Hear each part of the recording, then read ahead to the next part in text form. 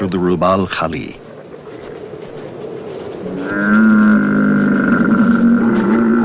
This is where both nomads, Bedouin and camel, begin their wandering. They must search the vastness for pockets of green, where rare rainstorms have brought on plant growth. It will be their winter grazing.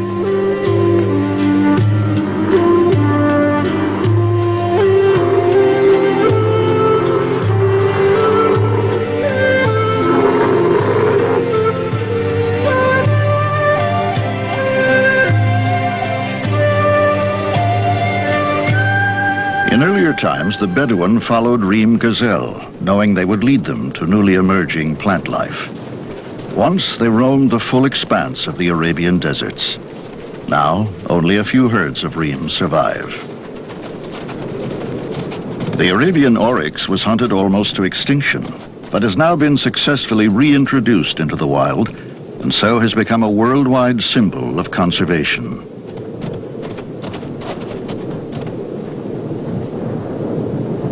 The cooler months bring desert birds, like the Hubara bustard, into the sands, where they also feed on winter growth.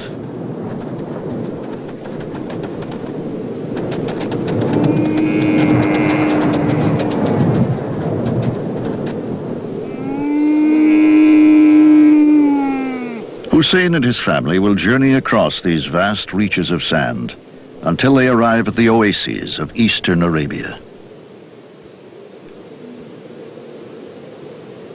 Arabia is at the heart of the world's largest desert system that follows an enormous arch from Morocco to China. Stretching across the southern end of Arabia, the Rub al-Khali is the largest continuous sand desert on Earth. Hussein's journey will take them through one of the most desolate of all landscapes.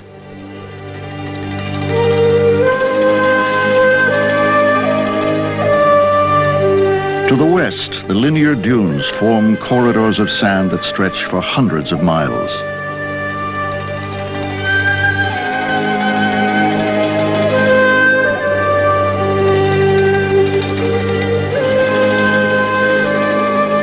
To the east, the sand mountains rise range upon range, sculpted by monsoon winds thousands of years ago. They tower 1,000 feet or more above the salt plain of ancient lake beds. Today, the winds change only the surface pattern of the dunes, but the sand mountains themselves remain unchanged.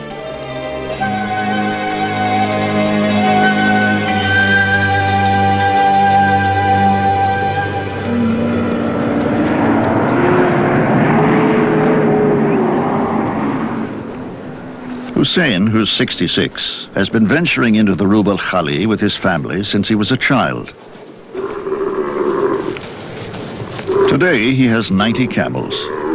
If the pasture is good, the herd will go through the entire winter without water. The Bedouins and the camel are mutually dependent. The Bedouins depend on the camel for milk and meat, and the camel needs them to guide it through the desert. Both adapted ingeniously to a harsh environment and made the desert their home.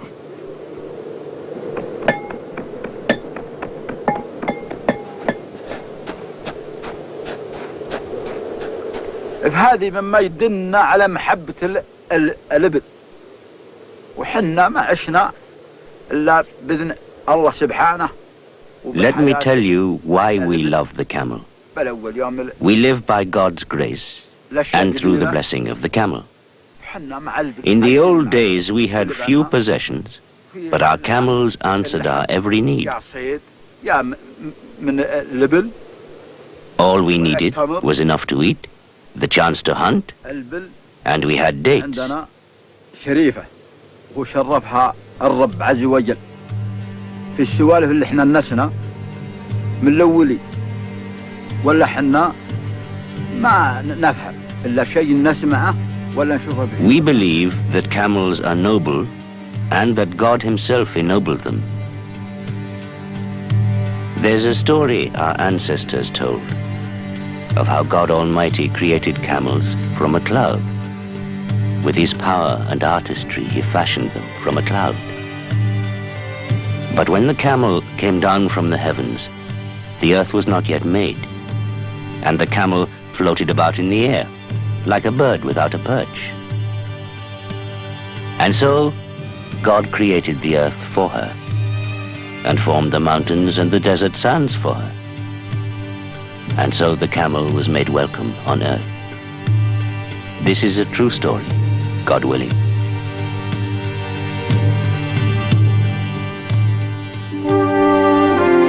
The earliest images of the Arab warriors show them riding to battle on camels.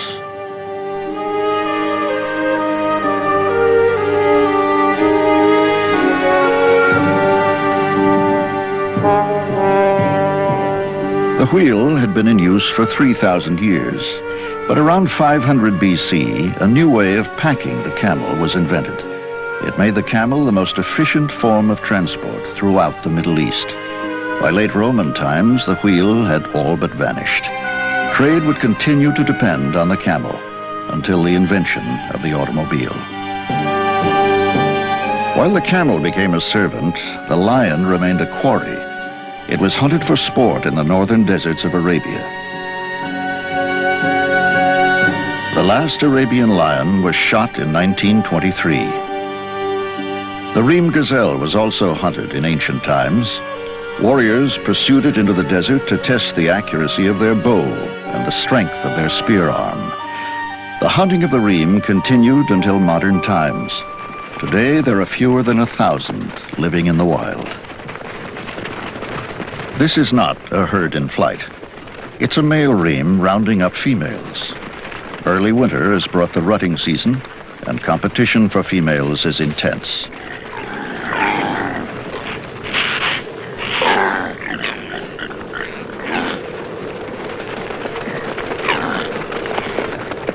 Although the reem are nomadic, during the rut, the dominant male marks out a territory, which brings with it temporary possession of all the females in the herd. But he has to fight for them.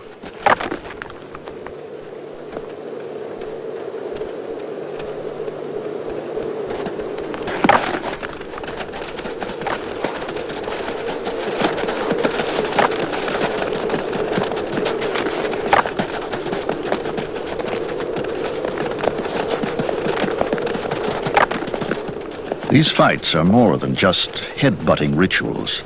The reem's sharp horns can inflict deep wounds.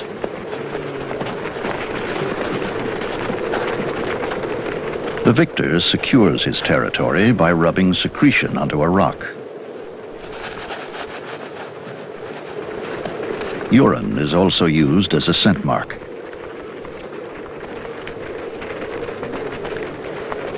Male reem, distinguished by their longer horns, exude a black substance from glands just beneath the eyes, which they use to mark their territories during the rut.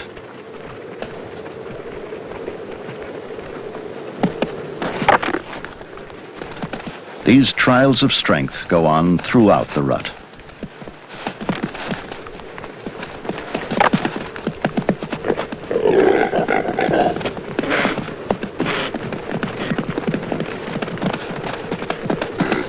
Rival males are not just forced to retreat. They must be driven away from the victor's territory.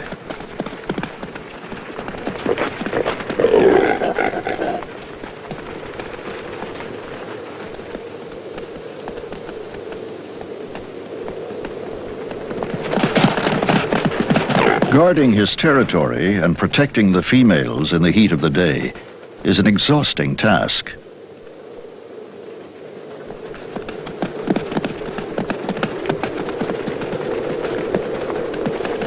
His reign as king of the herd will not last more than a few days. He sniffs the air, picking up the scent of a female, and assesses her readiness to mate.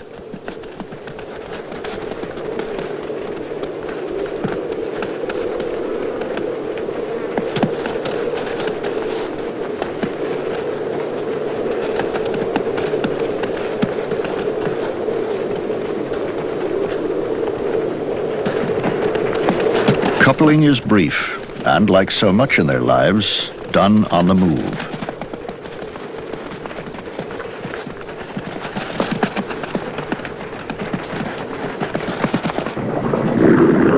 When the bull camel is about to mate, he froths at the mouth. It shows he's in rut and may be dangerously aggressive. Although he's been domesticated for many centuries, the camel has kept his herd instincts. The bull camel is a formidable beast, nearly 8 feet tall and weighing up to 900 pounds. As a rule, the Bedouin keep their herds apart, but on this occasion, 2 herds have strayed onto the same dune, and rival bulls have come face to face.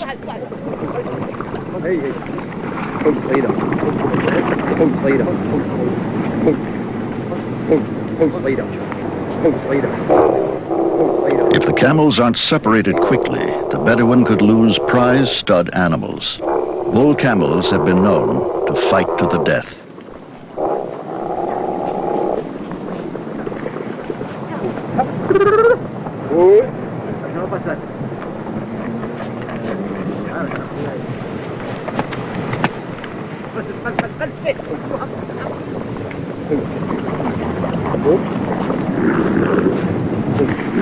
Hussein's son, Saeed, has been handling camels all his life. He has great respect for the animals that are his livelihood and a deep knowledge of their behavior.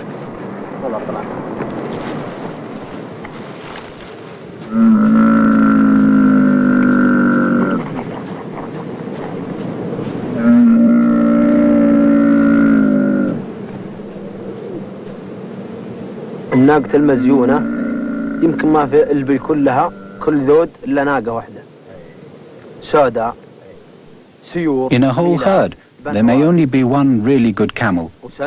She should be black, a good mover, tame, with plenty of milk. Her hump should be big, but that depends on grazing.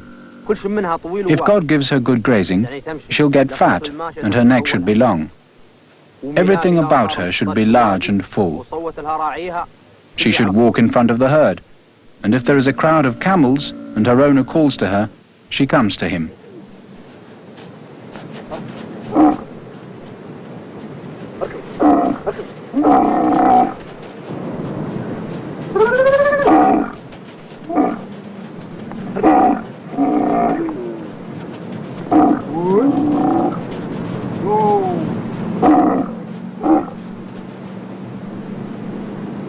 At night, the dominant male is hobbled so that it won't lead the herd away.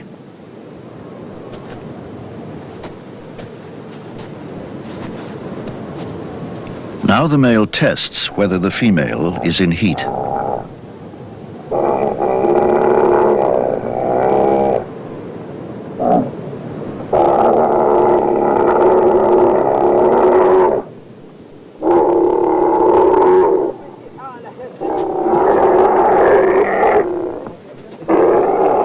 Bull camels are clumsy and have to be helped to mate. Saeed has tied the female's leg to stop her moving. This reduces the chances of injury during mating.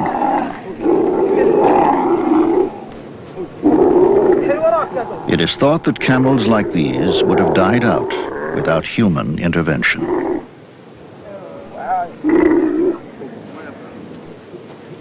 Saeed makes sure that only the best camels are matched to maintain the quality of his herd.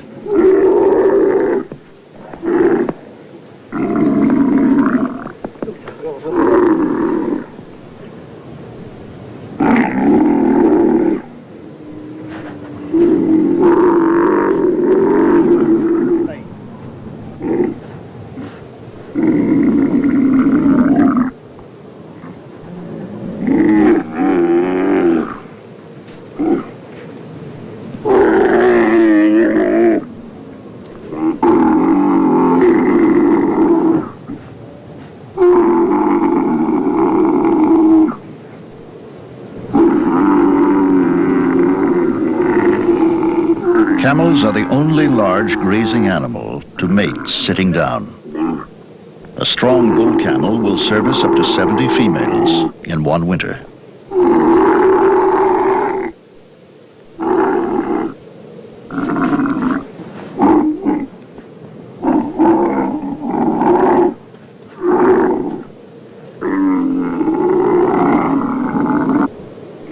The camel seems to have been custom designed for the desert. It can travel up to 100 miles a day with its unique stride, a pace rather than a trot. The riding camel can maintain speeds of 11 miles an hour.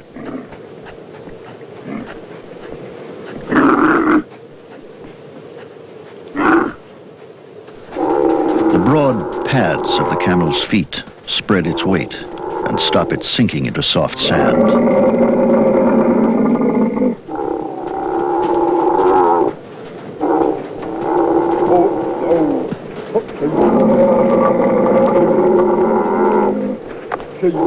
Its long legs keep the bulk of the camel's body high above the sand surface, where the heat is most intense.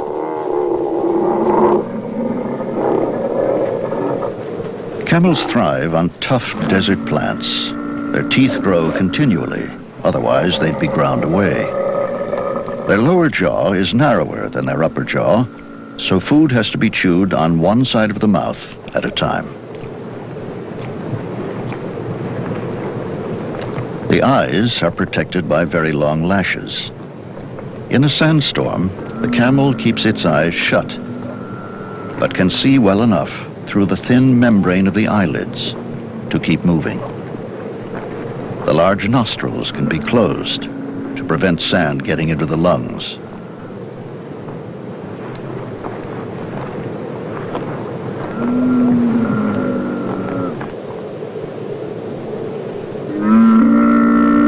On their long journey through the Rub al-Khali, the Bedouin and their camels have always been dependent on wells dug by their ancestors.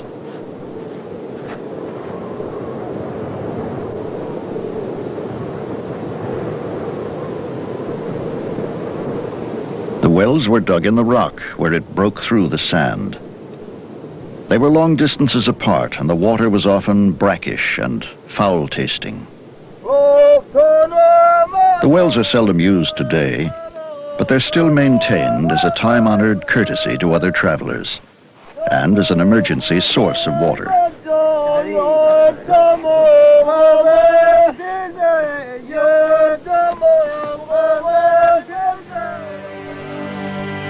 This ancient well draws upon the huge reservoir of water lying beneath the deserts. It has its source hundreds of miles away in the mountains of western Arabia.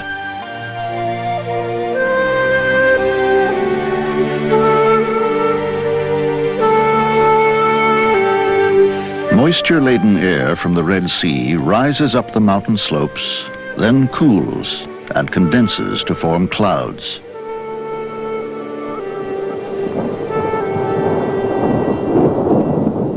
Few of these clouds pass over this mountain barrier.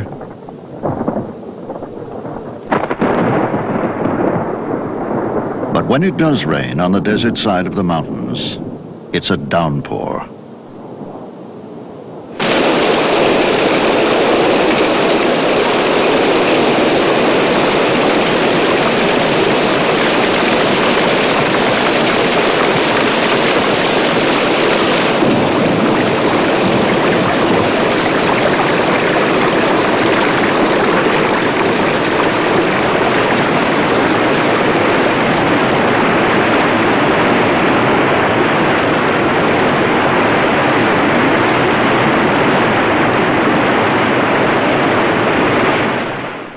Water rushes in torrents down the wadis towards the deserts of the interior.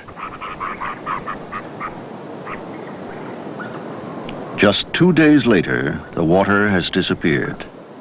Little of this water has evaporated. Most sinks into the earth.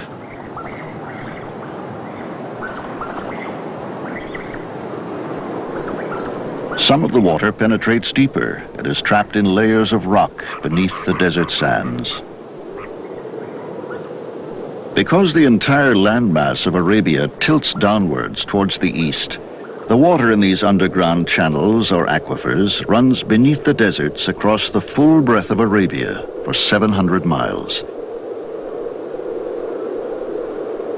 It breaks to the surface at the eastern edge of the peninsula along the Arabian Gulf to form oases. Al-Hassa oasis is one of the largest in the world. Palm trees grew wild here long before man came to settle in Arabia.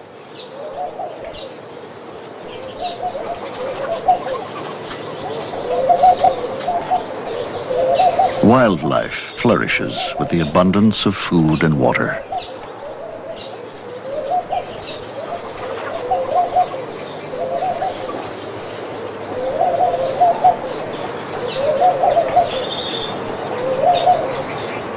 Irrigated by the oasis water, the palms produce a rich crop of more than 50 varieties of dates.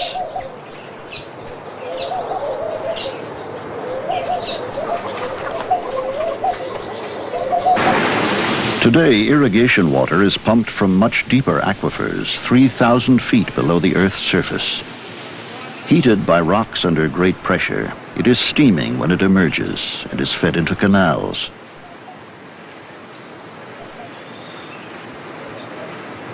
This water, channeled into the palm groves, is fossil water that fell on the western mountains 40,000 years ago.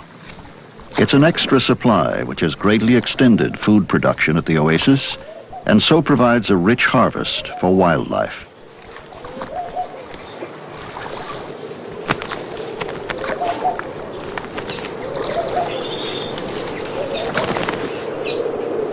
Large areas of desert in central Arabia have been transformed by irrigation and the roads that have come with it.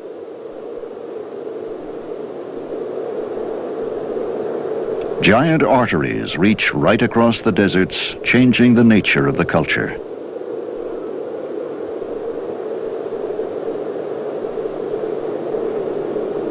Technology is beginning to turn the desert green. North of the Rub al-Khali, giant green circles stand out against the desert. They are fields of irrigated crops, and their curious symmetry is caused by a watering method known as central pivot irrigation.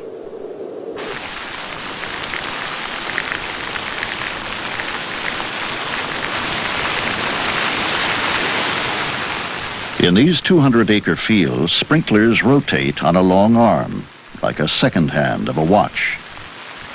Gallons of precious fossil water spew forth every second.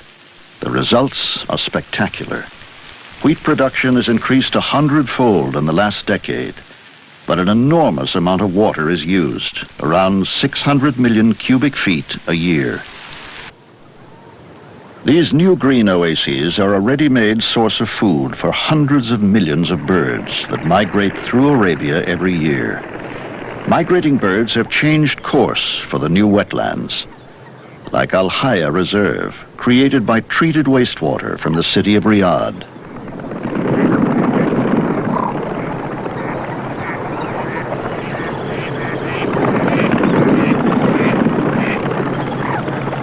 The number of bird species found here in Central Arabia has trebled in the last 15 years.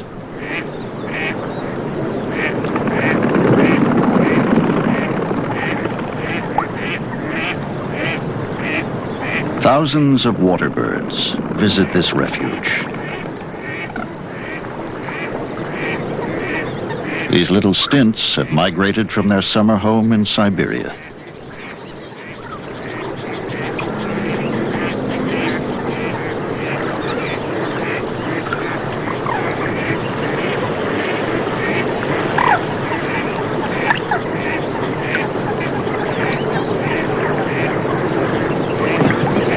Little egrets have migrated from Asia.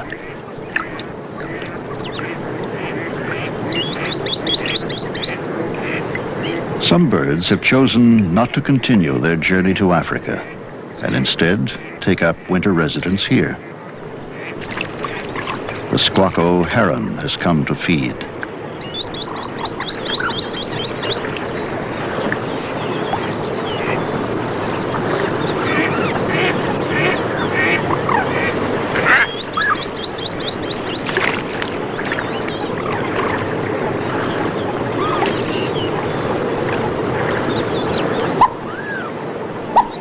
For native desert birds, like the cream-colored courser, the new wetlands are a bonus.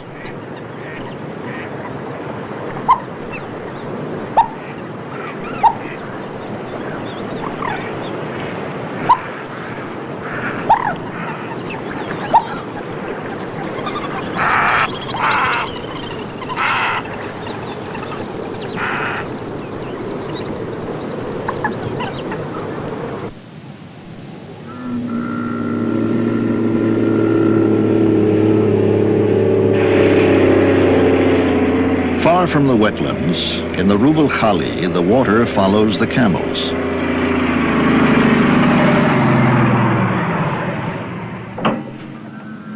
Saeed brings the well to his camels. He waters them once a week, so they'll be in peak condition for the toughest part of their journey, which is yet to come.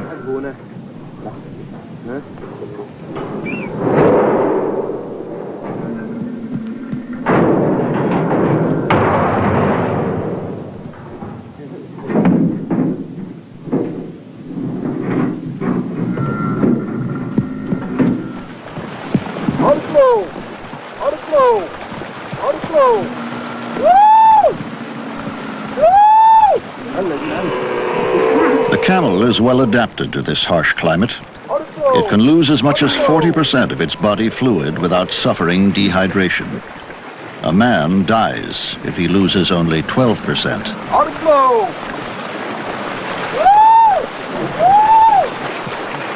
Camels don't store water, they absorb it into their bloodstream. Saeed has to ration them because thirsty camels can drink a fifth of their body weight in a single session, 20 gallons in just 10 minutes.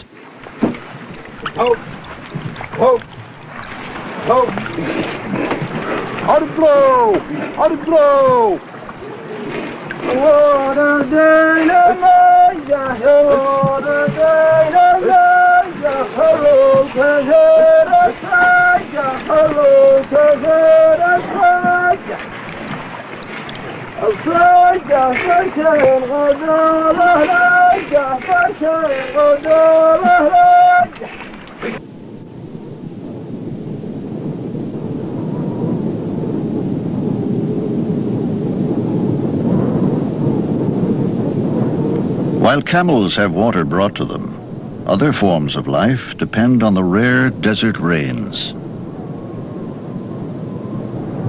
Plants grow where water has been trapped at the base of the dunes.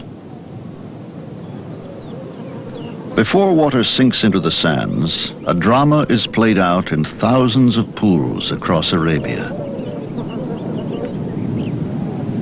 These muddy pools are the home of tiny crustaceans that have remained unchanged for millions of years.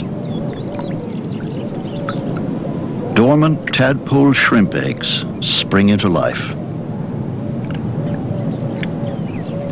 Tadpole shrimps are one of the most specialized kinds of animals and are older than the desert itself.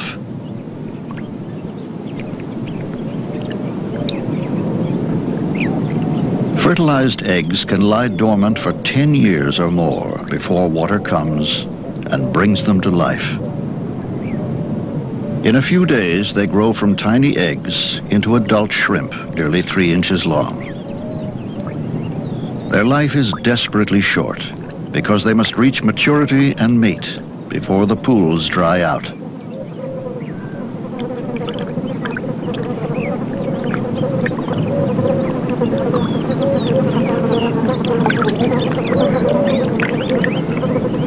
Once the eggs are laid, the life cycle is complete.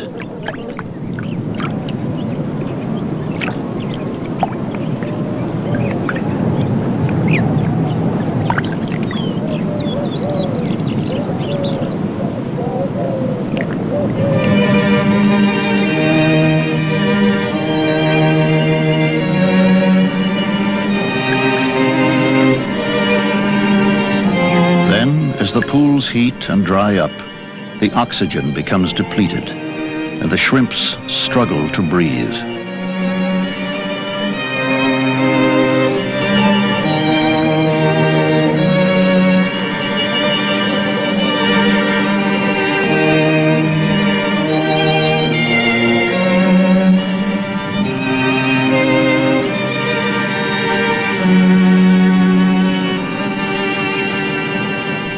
So a generation of shrimp passes in a matter of days. But their decaying bodies will fertilize the sand and provide rich food for the next generation, which may not arrive for many years when the rains come again.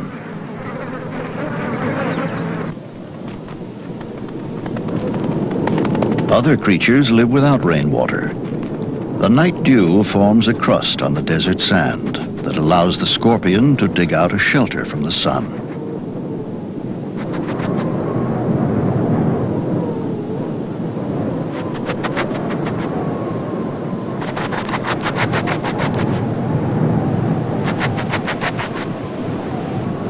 Reem gazelle can spend a lifetime without drinking water. They take some moisture by licking the morning dew off their coats. And like other desert gazelle, they feed in the early morning when the dew is heaviest on the plants. Only a few tough plants can survive in the Rub al-Khali. Some grow far apart and spread their shallow roots over a wide area to take advantage of dew and occasional rains. Oryx find moisture in the summer by digging up plants whose roots have a high water content.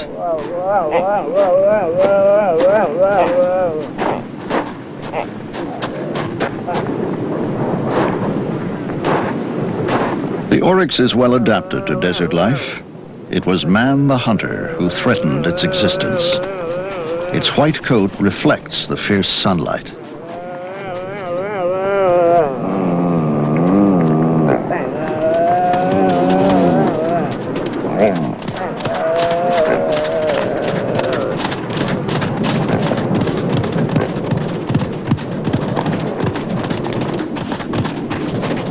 In the summer, this bush looks dead, but desert plants have many strategies for retaining moisture.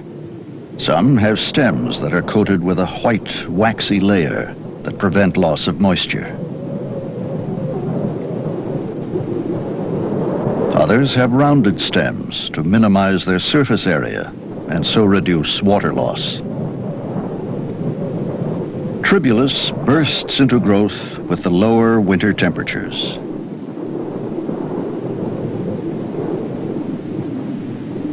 It can grow on the highest part of the dune, where it pushes its roots deep into the sand in search of moisture.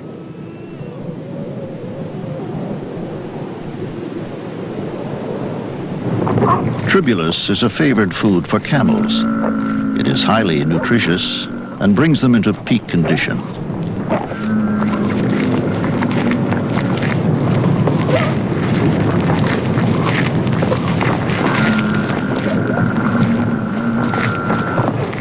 The sedge plant springs up after rare winter rains.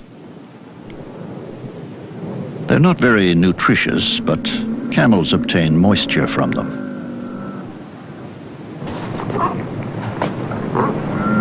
Camels moving through the desert do little damage to plant life. They take just a few bites out of each plant before moving on. They are in tune with desert conditions.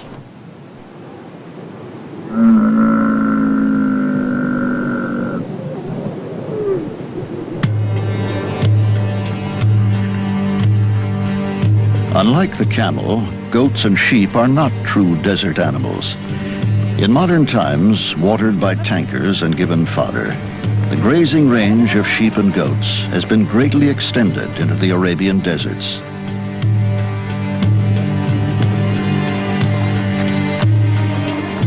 The desert vegetation cannot support their increasing numbers.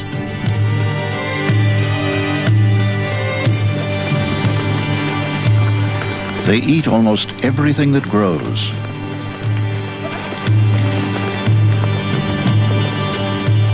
Native grasses only survive hedged in by thorn bushes, where they are out of reach of the marauders.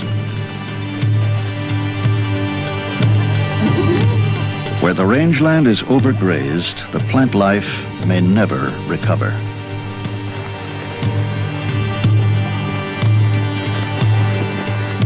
In wildlife reserves protected from this kind of mass invasion, the desert has shown a remarkable capacity to revive itself.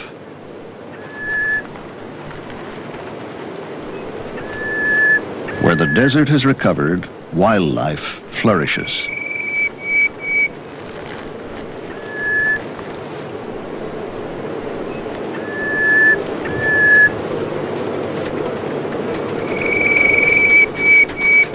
Nomadic desert birds, like the houbara bustard, need this variety of plant and insect life before they will settle to breed. They will thrive as long as the environment remains undisturbed.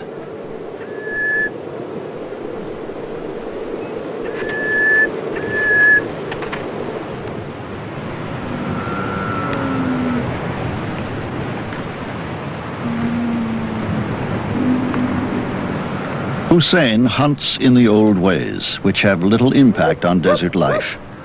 He uses a saluki to hunt hare.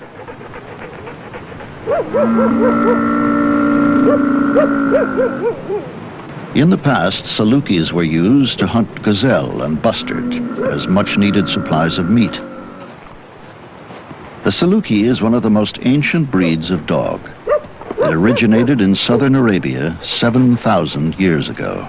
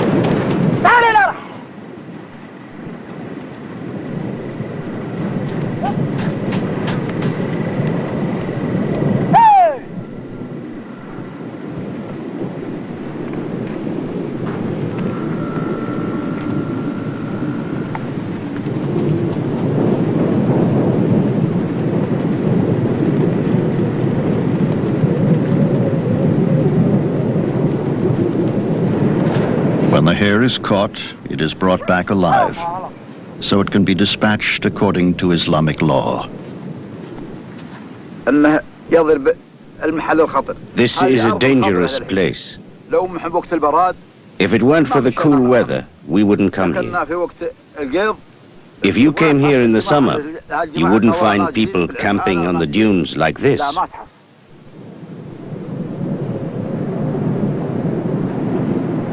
Sandstorms can blow up with remarkable speed and can last for weeks on end. Only the camel, with its storm-proof eyes and nostrils, is at ease.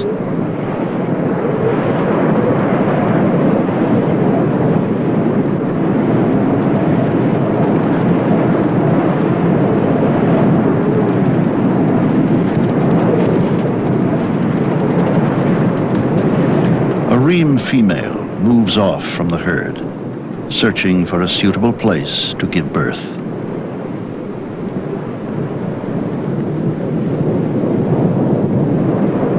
During the night, the reem mother has given birth to twins, but keeps her distance so as not to reveal their whereabouts.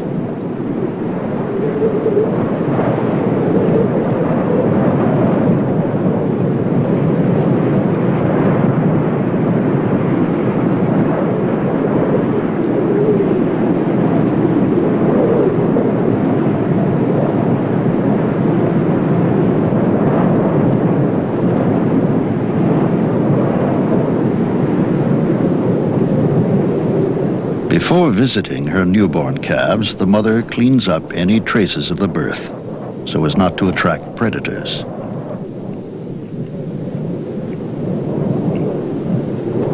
This includes eating the placenta.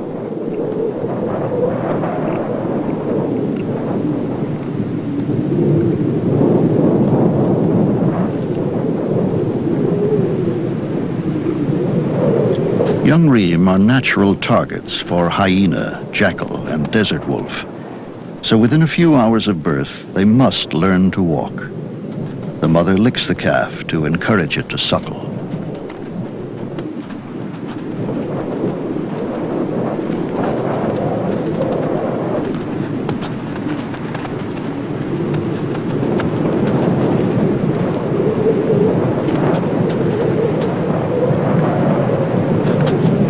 Within days, it will be able to keep up with the herd. During this vulnerable period, the mother eats all her young's excreta, so that no spoor is left to draw in predators.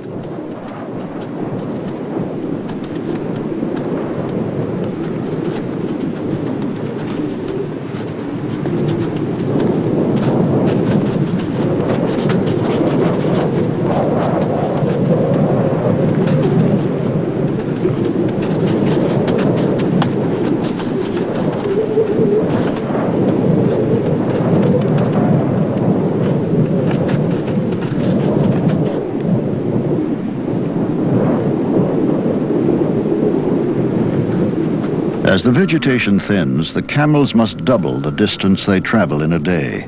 And new calves have to be carried in the truck until strong enough to keep up with the herd.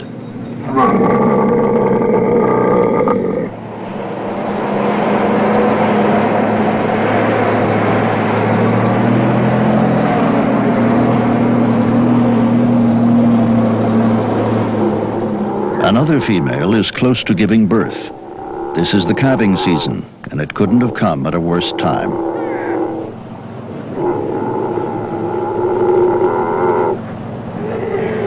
The pregnant female cannot be allowed to delay the herd. She'll be driven onward until she's ready to give birth. There's little grazing here, and they'll need to travel 25 miles a day to reach their next feeding ground. But the terrain ahead is difficult.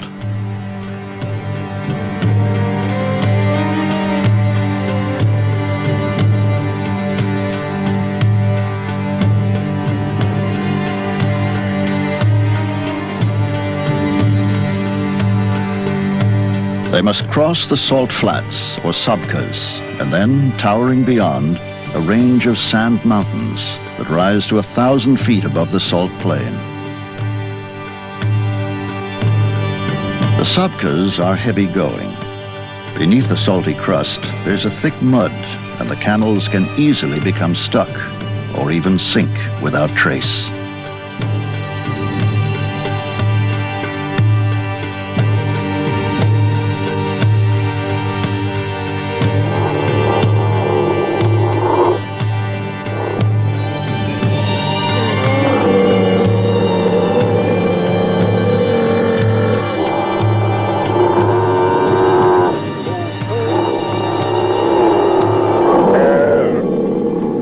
As this female gives birth, the Bedouins are planning a deception.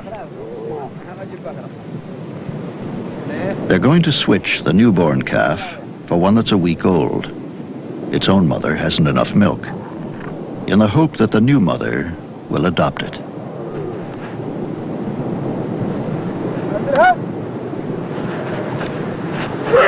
So the newborn calf is hidden from view.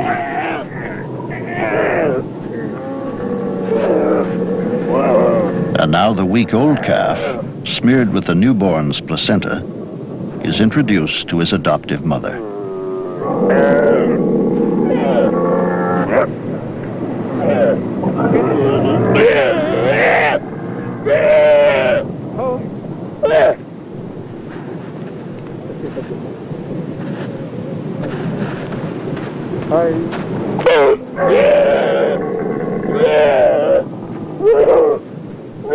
The week-old calf's real mother makes a suspicious circuit or two.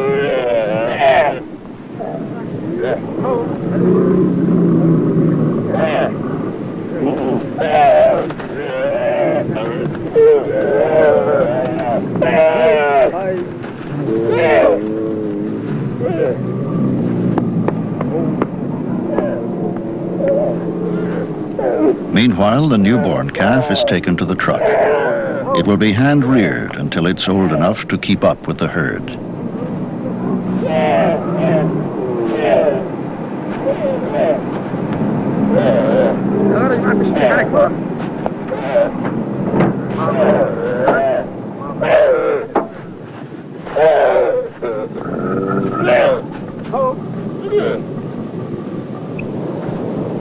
The deception won't work until the new mother allows the week-old calf to suckle.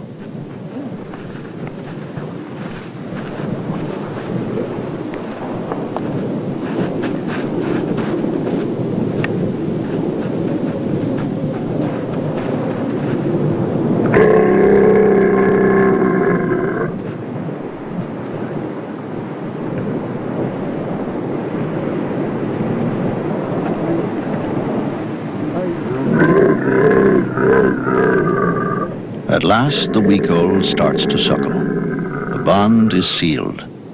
His new mother will provide milk both for him and for Hussein's family for the next 2 years.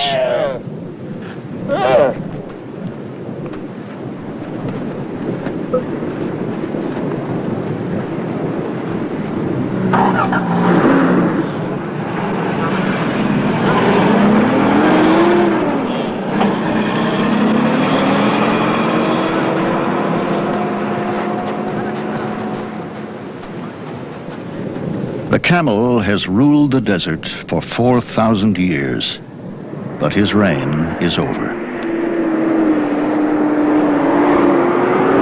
He's been undone by the four-wheel drive.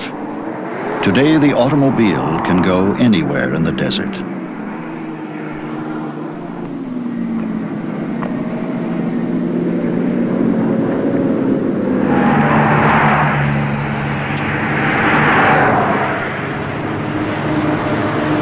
The wheel has won the day.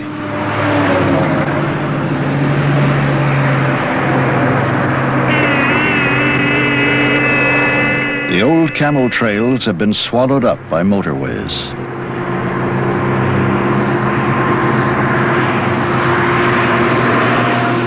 Once the driving force of a great culture, the camel could end his days as a passenger.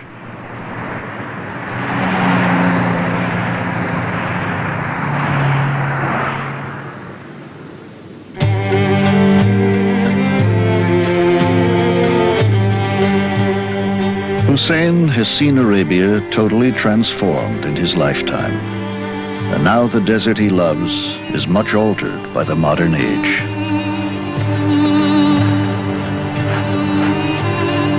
Saeed, too, has seen fundamental changes taking place in the desert itself. Much of the wildlife has been displaced. Some animals have come perilously close to extinction and have only been saved by a determined conservation drive. Now new breeding programs are reintroducing more species back into the wild. But isolated rescue bids may not be enough.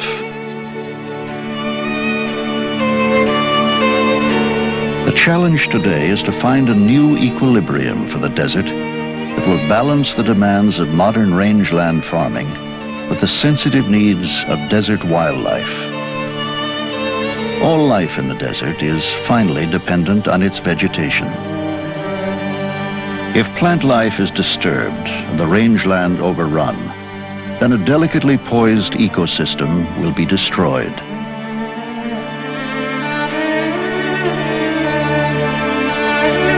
Arabia has inherited a wildlife of great richness and diversity, but its destiny will be decided by man. He has the opportunity to preserve a great inheritance that is only now being revealed to the world.